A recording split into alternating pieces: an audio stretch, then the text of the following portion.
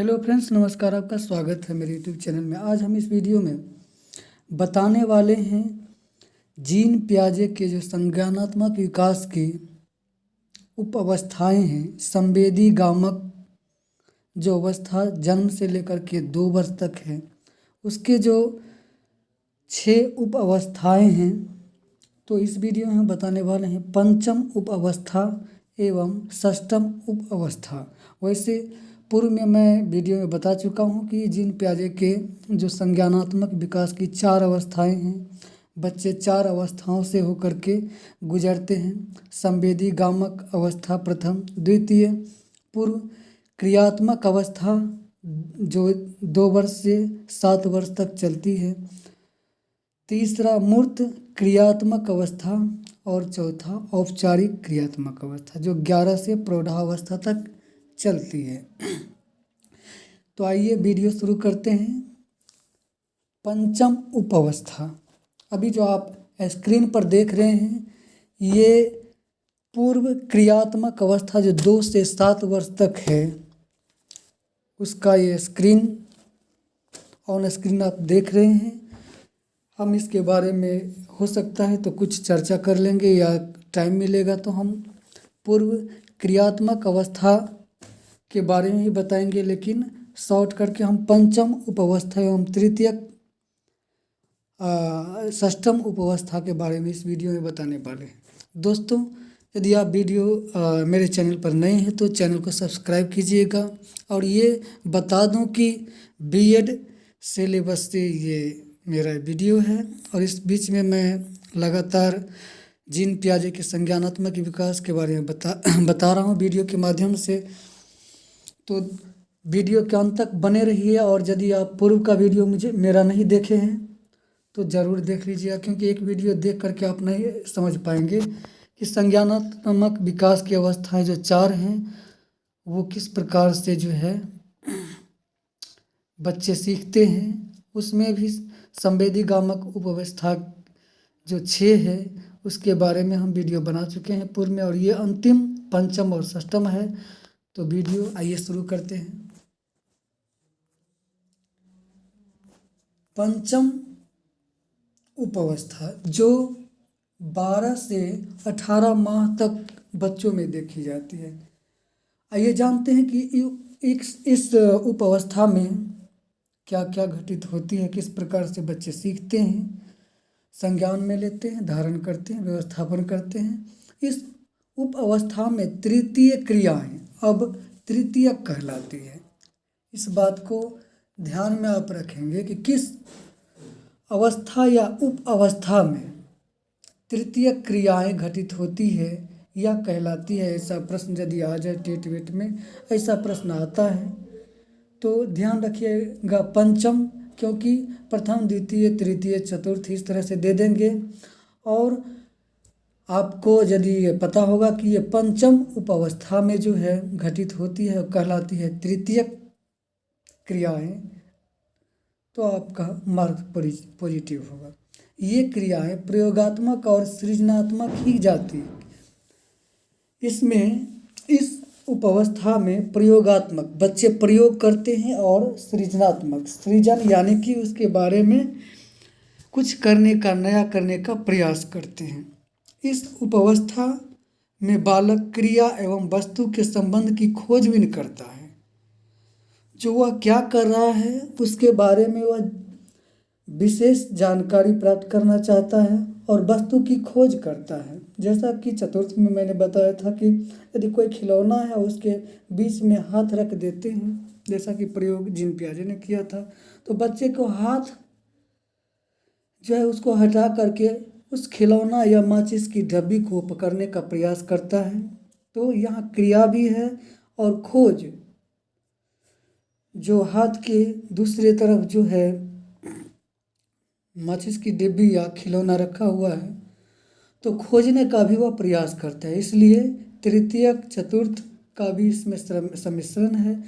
शिशु वस्तु के प्रयोग कर इसे देखने, समझने और नवीन की खोज करने का प्रयास करता है। इस पंचम अवस्था में देखने, जो उससे दूर है बीच में कोई बाधा है उसको हटा करके देखने का, समझने का और नवीन खोज, नया खोज करने का प्रयास करता है।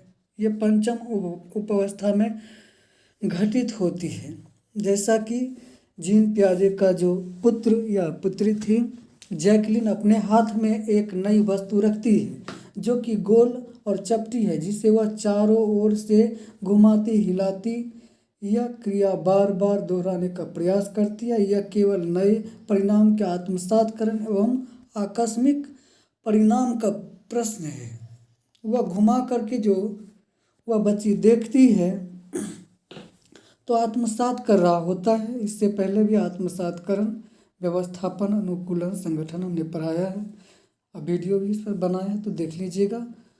और आकस्मिक परिणाम का प्रश्न है, वहाँ उसे आकस्मिक परिणाम प्राप्त होता है जिसको वह पहले बार बार करने का प्रयास कर रहा था, यहाँ एक दो बार में वह करने का और करता है तो आकस्मिक परिणाम भी उसको प्राप्त होता है। वह इस खेल में कई मिनट तक मनोरंजन करती है। पहले तो वह छोड़ता है, पकड़ता है या इस तरह से मनोरंजन करती है, आनंद लेता है, लेकिन बाद में वह क्या कहते हैं कि परिणाम तक पहुंचने का प्रयास करता है और प्राप्त भी करता है। वह ऐसा इस परिस्थितियों में अनेक बार करती है। सोपान 4 में, जैसा कि हम पहले ही बता चुके हैं, 4 में बच्चे केवल लक्ष्य के साधनों का निर्माण करते हैं, लक्ष्य के साधन का निर्माण करते हैं, लेकिन इसके विपरीत इस अवस्था में बच्चे प्रयास एवं त्रुटि के प्रयोग से सक्रिय रूप से नए साधनों की खोज करते हैं। यहाँ खोज भी बार बार असफल होता है और प्रयास करता है, लेकिन कई बार ये जब वह अपने प्रयास में सफल हो जाता है तो एक जैसे कहीं रख दो, प्रथम प्रयास में वो पकड़ लेता है या प्रयास करता है तो प्रयास त्रुटि से आगे निकल करके वह उन साधनों को खोज करने का प्रयास करते हैं। ये अब जानते हैं षष्ठ उपावस्था के बारे में। हम वैसे बता ही देते हैं कि इसमें क्या अंतर है। और प्रमुख तो 5 उपावस्था तक ही है, लेकिन षष्ठ में जो है आकर के वह मानसिक जो रूप से जो है मजबूत हो जाता है। मानसिक रूप से जो वह है सांकेतिक साधनों का भी वह समझने लगता है। प्रयास त्रुटि से ऊपर उठ करके वह किसी वस्तु को एक बार में पकड़ लेता है और उसके विषय में वह सोचता है। इसमें जो है इस षष्ठ उपावस्था में दोस्तों, षष्ठ उप अवस्था में मानसिक प्रतिनिधित्वों के बनाने की योग्यता विकसित होती है और प्रतिबिंबों के परिणाम स्वरूप शिशु अपनी समस्याएं सांकेतिक साधनों से हल कर सकते हैं, न कि प्रयास एवं त्रुटि से। उसे कोई क्या होता है कि समस्या आता है तो वह अपने आप से हल करने का प्रयास करता है, जिससे पता चलता है कि अब बच्चे का जो है क्रियाएं उनके मस्तिष्क के अंदर सक्रिय रूप से कार्य करना प्रारंभ कर देता है। अब एक बच्चे का जो उदाहरण दे करके जीन पियाजे ने प्रयोग करके बताया था, पंचम में भी था, इसमें भी जैकलिन, इसके बारे में उन्होंने प्रयोग करके बताया कि किस प्रकार से बच्चे का जो है मानसिक सांकेतिक जो है साधनों का प्रयोग करके और वह सफलता प्राप्त करते हैं, उस कार्य को कार्य करने का प्रयास करता है और उसमें उसे सफलता मिलती है। जैकलिन जिसकी उम्र जो है 1 वर्ष 8 माह और 9 दिन की है, वो क्या करती है कि कुछ घास अपने हाथ में जो है दरवाजे से ला करके और अंदर कमरे में जाना चाहती है। जब कमरे का दरवाज़ा है क्या है कि वो सटा हुआ है, तो वह जब अंदर जाती है तो दरवाज़ा उसके जो है बाधक है और हाथ में जो है कुछ घास है। तब ये है कि घास रखेगी तभी दरवाज़ा खोल पाएगी। तो वह ऐसा करती भी है। जब दरवाज़ा वो घास बाहर में रख के दरवाज़ा खोल लेती है और जब अंदर जाती है तो घास ले करके जाती है, लेकिन उसको क्या है, समझ है कि दरवाज़ा बंद भी करना है। तो दरवाज़ा बंद करने के लिए पहले वो गेट के करीब ही वो घास रखती है। जब वो दरवाज़ा बंद करती है तो घास जो है गेट के साथ ही वो बाहर आने लगता है। तो उसके अंतर्दृष्टि या उनके मानसिक जो क्रिया है वह कार्य करती है। उसको समझ आता है कि ऐसा करने से जो है घास बाहर चला जाएगा और हम अंदर हो जाएंगे। तो फिर दरवाज़ा खोल करके उस घास को कमरे में दरवाजे से दूर हटा करके रखती है और फिर क्या होता है कि दरवाज़ा बंद करती है। उस घास को जो है फिर अंदर इस तरह से ले जा कर के दरवाज़ा बंद करके वो ले जाती है। इससे पता चलता है कि बच्चे में जो है अंतर्दृष्टि व्यवहार जागृत हो गया है, उसका आविर्भाव होना प्रारंभ हो गया है। उनकी अंतर्निहित शक्तियों में जो है इस तरह से विकास जो है हो गया है। प्रतिनिधित्व करती है उसका जो है अंतर्निहित शक्ति मानसिक क्रियाएं। इस तरह से प्रतिनिधित्व की प्रक्रिया शिशु को भौतिक वस्तुओं के बदले आंतरिक संकेतों के परिचालन द्वारा उपयुक्त समाधान की अनुमति देती है। उसकी जो आंतरिक मस्तिष्क क्रियाएं हैं वह संकेत करती है कि ऐसा करने से इसका समाधान इस तरह से होगा। ऐसा जैकलिन पर उन्होंने जैन पियाजे ने प्रयोग करके ऐसा उन्होंने सिद्धांत लिखा। अब ये है कि संवेदी गामक अवस्था में संवेदी गामक अवस्था के अंत में बालक बनावटी खेल में व्यक्त हो जाता है।